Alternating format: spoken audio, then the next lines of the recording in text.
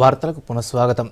పాత బస్తీ metro rail త్వరితగతిన పూర్తి చేయాలని ఎంపీ అసదుద్దీన్ ఓవైసీ కోరారు. మెట్రో ప్రజా రవాణా వల్ల చార్మినార్ పరిసర ప్రాంతాల రూపురేఖలు మారుతాయని అన్నారు.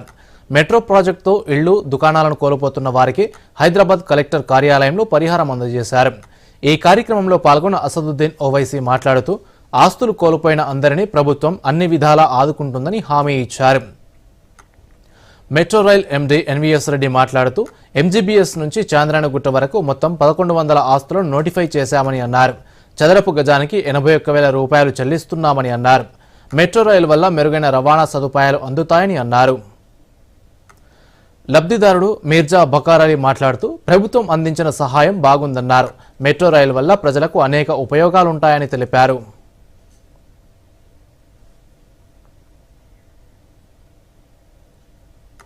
पुराने शहर में जो जुबली बस स्टैंड से फलकनुमा तक जो काम रुका हुआ था उस सिलसिले में आप लोग अपनी जायदाद को देने के लिए तैयार हुए और यकीनन ये आसान बात नहीं है किसी के लिए भी कि जो लोग वहाँ पर पीढ़ी दर पीढ़ी रह रहे थे उनको अपनी जमीन को, अपने घर को, अपनी मंजिल को छोड़ना.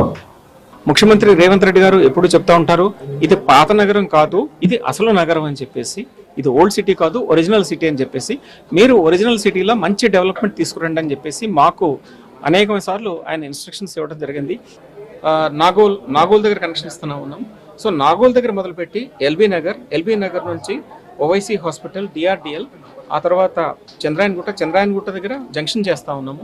అక్కడ నుండి మైలార్దేవపల్లి, ఆరాంఘర్ చేసి కొత్త హైకోర్టు కూడా కనెక్షన్ ఇచ్చి అక్కడ నుండి మనం एयरपोर्ट తీసుకెళ్తా ఉన్నాము. कमर्शियल बीट थी जो है 3 महीने से तो चल रहा था, ये होता या नहीं होता बोल के बहरहाल जो ये काम हो गया है. और जो आज जो मुझे जो चेक मिल चुका है 20,01,000 चेंज का, और जो वो लोग टाइम ले चुके हैं और विद इन 1 मंथ में वो लोग जो है पूरा जो है एक्वायर कर लेंगे अपनी प्रॉपर्टी, डिमोलिश शुरू हो जाएगा.